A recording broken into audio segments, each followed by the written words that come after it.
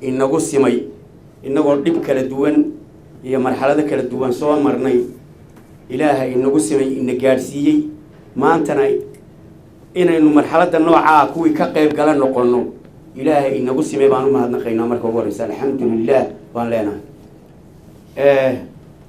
mahad ilaahay kolkaan intaa ka gudbo awood kumaynaan gaadhin awood aynu inagu keensanay oo cudud iyo dhaqaale ciidan iyo bulsho maynaan ku gaadhin waxaynu ku gaadhnay in alla karsiiyey samirkeedii waxaa maanta sharaf mudan cududeennii ciidan marxaladaha ay soo martay baynu garanaynaa shacbigeennii awoodus iyo halku gaadhay waan garanaynaa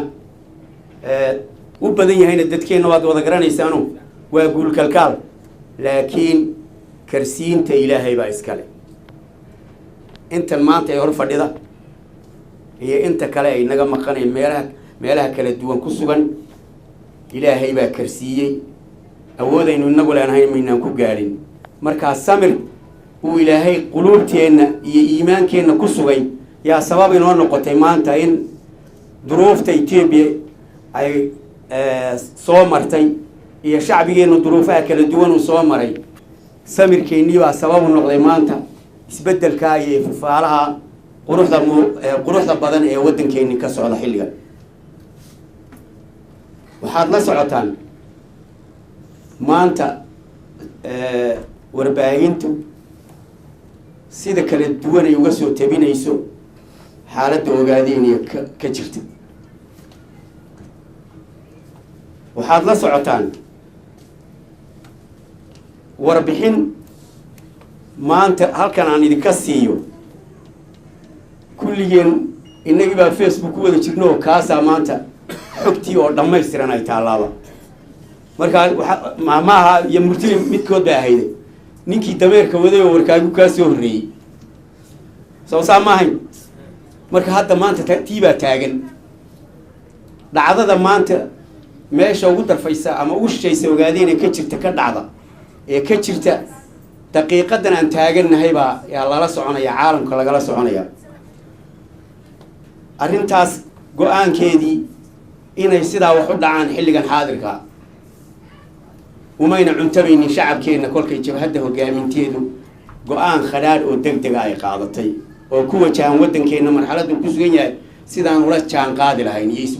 iyo isbeddelka Itoobiya ka yimid way ku adkayd shacbigeenna hogaamintii jabhadda madaxdii ugu sarreysay inay Addis Ababa ka degto way ku adkayd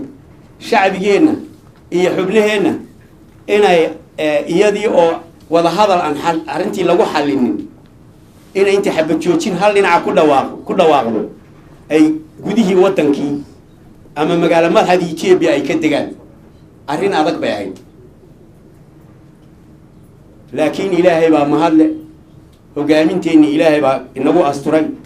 waxaanan ilaahayna ka rajaynaynaa ka baryaynaa inuu hadafkeennii iyo ujeeddadeennii iyo himiladeennii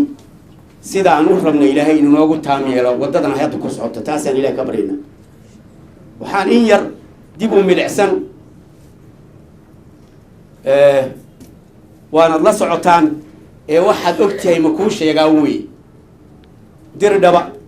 maanta inay shirki ka socdo oo loogu talagalay shacbiga deegaanka ku sugan inagoo ka duulayna isbahaysigii deegaankaa dadka soo jeeday iyo ONLF ururkii matalayay oo isbahaysiga Soomaaliyeed xorriyadoonka loogu magac daray isbahaysigaas iyadoo tii laga duulayay shirki ku aadan oo ummadeenna midnimada aynu ugu raadinayno ummad mida ayaa xaqeedii soo dhaxsanaysa shirkaasi halkaas ka socda waxaa loogu talagalay in shirkaas kaliya inuu halkaa ku koobnaan inuu dhammaan ogaadeen iyo gobollada uu ka kooban yahay uu dhammaan ka dhaco waftigeenna halkaas ku sugan iyo qayb berri axadda insha Allah uu imanayso cadaani uu ka mid yahayna inay ugu tagaan isla markaas socdaalkoodii ay ugu galaabixinayaan waddanka gudihiisa si ay shacbigeena marxaladan la marayo ee midnimadiisii iyo inuu meel si uga soo wada jeedsado halgankoodii soo jireenka ah ee soo socday iyo qadiyadooda si ay dantay aynu doonaynay iyo ujeeddadii aan lahayn uga midho dhalino in shacbigeena in la gaadhsiiyo qorshahaasaa kolley ka hirgeli doona waddanka dhammaantii wafdigaasaana insha allah hawshaas u xilsaaran wafdigaas waxaan ku qiyaasaynaa uun hawlihiisa roobkii mahiigaanka ahaa laakiin kii gabadhlaha ahaa iyo kii muxuu ahaaye shuuca ahaa gobolladoo dhan uu ka socdaa soo ma ogidin ahay wuxuu ka hilaacay dannood wuxuu ka hilaacay wardheer wuxuu ka hilaacay dhagaxbuur yoocaale jarar wuxuu ka hilaacay sallaxaad wuxuu ka hilaacay goday wuxuu ka hilaacay dhammaan gobolladiina oo dhan roobkiina haba ku kala badnaadee si fiican buu yuu u wada gaadhay baad moodaa 2 gobol waxaan ka ahay waa gobolka liibaan iyo gobolka afdheer iyagana insha allah waqti dhow inay daruurtu haystaan filayna oo halkaa iyadana ka onkoodi doono idinka ilaahay inta dhaqdhaqaaqa ka socda iyo danta laga leeyahay waxaa weeyaan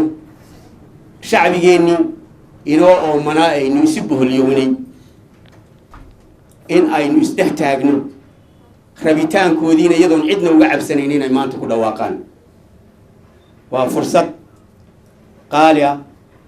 oo innaguna inaynu ka faa'iidaysanno go-aankeedu ahaa sidii loogu talagalayna u socdo waxaa kale oo inoogu xigi doona insha allah shacbiga soomaalida ogaadeen iyo dhammaantii oo shirweyne ay loogu talagashan yahay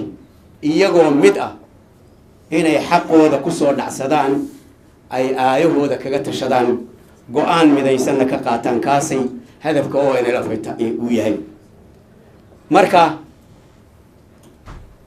waxaa kalood ka warqabtaan ood la socotaan maamulka Ethiopia ay usoo magacaabtay maamulkan cusub usoo magacaabay inaynu isla gaadhnay go-aamo ah si halgankan ay ummaddan muddo faraha badan ugu soo jirtay rabitaanka shacbiga maamulkaasoo ka turjumaya inaan inagu gacmaha isqabsano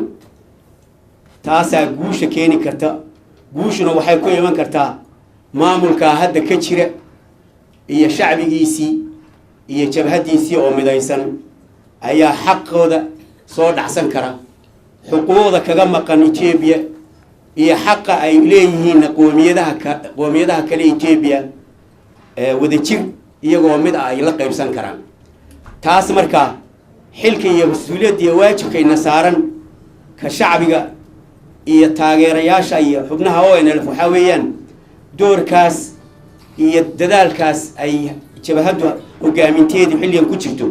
cid kastaba meesha ay joogto inay gurmadkeeda iyo taakuleynteeda iyo gacansiinteeda ka qayb qaadato waan aad ku ammaanantihiin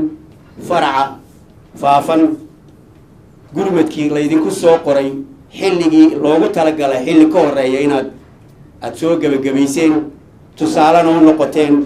jaaliyadaha kale ee caalamka daafihiisa ka jira waxaan intaas mahadnaqa iyo dadaalka aad samayseen idinku boorinayaa dadaalkii iyo hawshii kow ma joogto halgankii hadda unbuu bilaabmay hadda unbuu kow yahay wixii aynu soo wadnay iyo isku tashigeennii iyo dadaalkeennii hadda unbuu kow yahay inay sheekadii halkaa inay ku dhammaatay inaan loo qaadanin inaan dadaalkeenna dhammaantood laban laabno dhalinyarada dumarka odayaasha aan anigu ugu weynahay mas-uuliyadda saaran waxaa weeyaan kaalinka ruux walba looga baahdo iyo xilliga loo baahdo inuu diyaar noqdo kaalinka looga baahdo iyo meesha looga baahdo iyo xilliga loo baahdo inuu diyaar noqdo intaa markaan ka gudbo waxaan hadalkayga ku soo ururinayaa hawshu halka ay marayso iyo siday u socoto waxay ku xidhnaanaysaa inaynu guul ka gaadhno midnimadeena inaan sii xoojino inta inaga maqanna midnimadooda inaan raadino si ay dad mid ah oo jabhadeedii oo mid ah ku kalsoon maamulka jira iskaashaday yaa xaqeena aynu ku soo dhaxsan karnaaye taa inaynu isu wada istaagno taasaan idinku adkaynaa idinku boorinaya aad baad mahadsantihiin wasalaamu calaykum waraxmatullaahi wabarakaatu